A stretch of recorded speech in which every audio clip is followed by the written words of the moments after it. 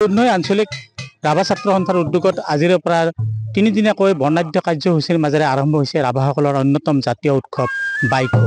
আৰু এইবুলি এই বাইখো উৎসৱৰ ৰূপালী জয়ন্তী বৰ্ষ উদযাপন কৰিবলৈ ওলাইছে ৰাভা আঞ্চলিক ছাত্ৰ সন্থাই। দুধনৈ ৰাভা আঞ্চলিক ছাত্ৰ সন্থাই তিনিদিনীয়া বৰ্ণাঢ্য কাৰ্যসূচীৰে যি বাইখো উৎসৱৰ যি ৰূপালী জয়ন্তী বৰ্ষ ইতিমধ্যে আৰম্ভ হৈছে। আজিৰে পৰা ৰাতিপুৱাৰ পৰা বিভিন্ন কাৰ্যসূচীৰ মাজেৰে আৰম্ভ হৈছে। ইতিমধ্যে পতাকা উত্তোলন, শ্বহীদ তৰ্পণ ইতিমধ্যে হৈ গৈছে। আৰু তাৰ লগে লগে যি বাইখো যি ৰাভাসকলৰ যি জাতীয় যি উৎসৱ যি বাইখো, সেই বাইখো উৎসৱৰ লগত সংগতি ৰাখি যি পূজা বাইখো পূজা তেওঁলোকে ইতিমধ্যে বাইখো পূজা ইয়াত আৰম্ভ হৈছে। আৰু এই বাইখো পূজাৰ যি দৃশ্য, বাইখো পূজা যি দৃশ্য, তেওঁলোকৰ এই যি বাইখো পূজা যি নীতি নিয়ম, যি পৰম্পৰাগত নীতি নিয়মৰ মাজেৰে যি বাইখো পূজা চলি আছে, আৰু সেই বাইখো পূজাৰ সমূহ দৃশ্য মোৰ সতীৰ্থক মই দেখুৱাই যাবলৈ অনুৰোধ জনাইছোঁ। ইতিমধ্যে জানিব পৰা মতে যি বামুণডাংগা অঞ্চলৰ যিসকল পূজাৰী আছে, সেই পূজাৰীসকলে যি তেওঁলোকৰ যি জাতীয় পৰম্পৰা নীতিগত নিয়ম নীতিৰ মাজেৰে তেওঁলোকে বাইখো পূজা, যি বাইখো পূজা আচলতে খক্সী দেৱী, খক্সী মানে হৈছে লক্ষ্মী দেৱী, আৰু এই লক্ষ্মী দেৱীৰ পূজা তেওঁলোকে ইতিমধ্যে ইয়াত আৰম্ভ কৰিছে।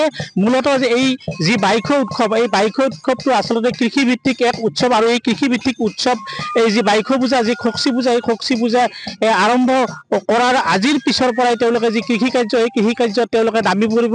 আৰু ইতিমধ্যে মই এই যি বাইখো যি উৎসৱৰ যি বাইখো পূজা, এই বাইখো পূজাত মই উপস্থিত আছোঁ। আৰু ইয়াতে যি দুধনৈ চহৰৰ যি নিকটৱৰ্তী যি অঞ্চল উদয়পুৰ, সেই উদয়পুৰৰ যি বাইখো দাম আছে, যি বাইখো দাম আছে, এই বাইখো দামত ইতিমধ্যে ইয়াত যি বাইখো পূজা তেওঁলোকে চলাই গৈছে। আৰু মোৰ লগত এই মুহূৰ্তত বাইখো যি পূজা সমিতি আছে, সেই পূজা সমিতিৰ এগৰাকী বিষয়ববীয়া আছে। দাদা, যিহেতু ৰাভা জাতিৰ এইটো এটা পৰম্পৰাগত এক উৎসৱ, এই বাৰ্ষিক উৎসৱ, আৰু এই উৎসৱৰ পিছতে তেওঁলোকে যি কৃষি কাৰ্য তেওঁলোকে তাত নামি পৰে, কি ক'ব আচলতে বাইখো পূজাটোৰ মূল তাৎপৰ্যটো কি? বাইখো হৈছে আমাৰ জাতীয় উৎসৱ, আৰু বাইখোটো হৈছে এটা শক্তি দেৱী। আমি ইয়াৰ লগতে গোটেই গাঁওখনৰ অঞ্চল মংগলৰ হকে, আৰু আমাৰ যিবিলাক বৰ্তমান কৃষি কাৰ্য কৰি আমি জীৱন নিৰ্বাহ কৰোঁ, সেই সম্পৰ্কে যাতে ভালে থাকে, গাঁওখন ভালে থাকে, সেইখিনি মংগল কামনা কৰি প্ৰতি বছৰে আমি বাইখো পালন কৰোঁ, পূজা কৰোঁ। আৰু এই বাইখোই আমাক আগন্তুক ভৱিষ্যতলৈ আমাক যাতে শক্তি দিয়ে, সেইখিনি আমি কামনা কৰি আমি প্ৰত্যেক বছৰে পালন কৰোঁ।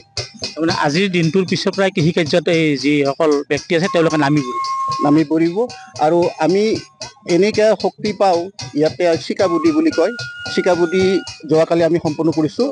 যোৱাকালি চিকাবুদি আমি পূজা কৰাৰ পিছত আমি এই যে বৰষুণৰ কাৰণে কৃষি ভিত্তিত কাম কৰিবৰ কাৰণে আমি আহ্বান জনাওঁ দেৱতাক, আৰু তেওঁলোকে আমাক এই আমাৰ যিখিনি কৃষি ভূমি সেইখিনি জীপাল কৰিব বুলি আমি আশাবাদী, আৰু কৰায়ো আমাক মানে বাইখো দেৱীয়ে মানে এইখিনি আশা পূৰণ কৰে।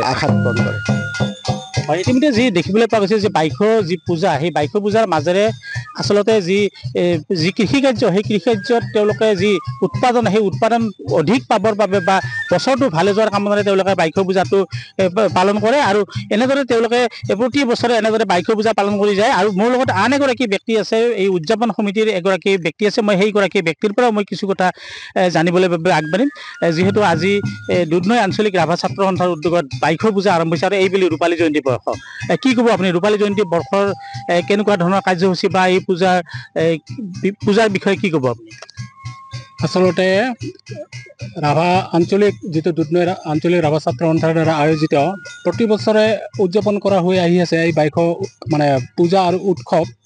কিন্তু এই বছৰ যিহেতু 25 বছৰত ভৰি দিলে, এই ৰূপালী জয়ন্তী হিচাপে এই বাইখো উৎসৱ বা বাইখো পূজা ইয়াতে পালন কৰা হৈছে। আৰু যিহেতু ইয়াতে 15 বিঘা মাটি চৰকাৰী ফালৰ পৰা ইয়াত বাইখো থানৰ কাৰণে মাটি আবণ্টন দিছে, গতিকে এইবাৰ আমি প্ৰকৃত বাইখো পূজাটো বামুণডাঙা বাইখো দলৰ দ্বাৰা ইয়াতে আমি অনুষ্ঠিত কৰিছোঁ।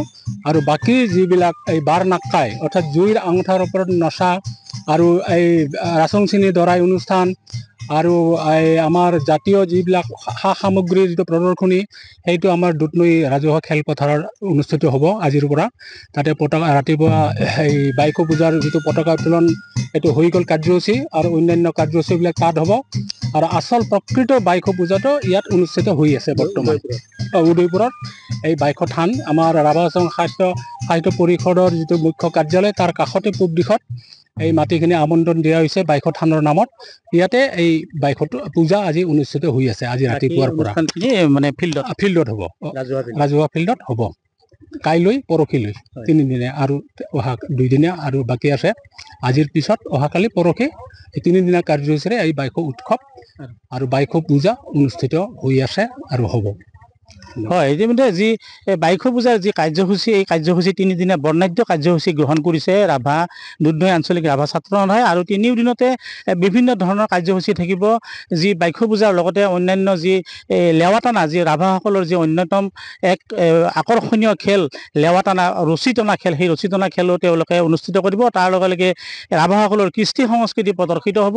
ৰাভাসকলৰ খাদ্য সামগ্ৰী বা অন্যান্য যিখিনি আছে কৃষ্টি, সেইখিনি আটাইখিনি ইয়াত প্ৰদৰ্শন কৰা হ'ব। আৰু তাৰ লগে লগে যি ৰাভাসকলৰ যি জাতীয় সাজ পোছাক পৰিহিত যি মহিলা আৰু পুৰুষৰ মাজত ৰাচং শ্ৰেণী দৰাই আৰু ৰাচং শ্ৰেণী গাভৰুৰ তেওঁলোকে প্ৰতিযোগিতা অনুষ্ঠিত কৰিব। আৰু তাৰ সমান্তৰালভাৱে যি চাথা নৃত্য প্ৰতিযোগিতা আৰু সন্ধিয়াৰ সময়ত যি সাংস্কৃতিক অনুষ্ঠানটো তেওঁলোকে অনুষ্ঠানৰ আয়োজন কৰিছে।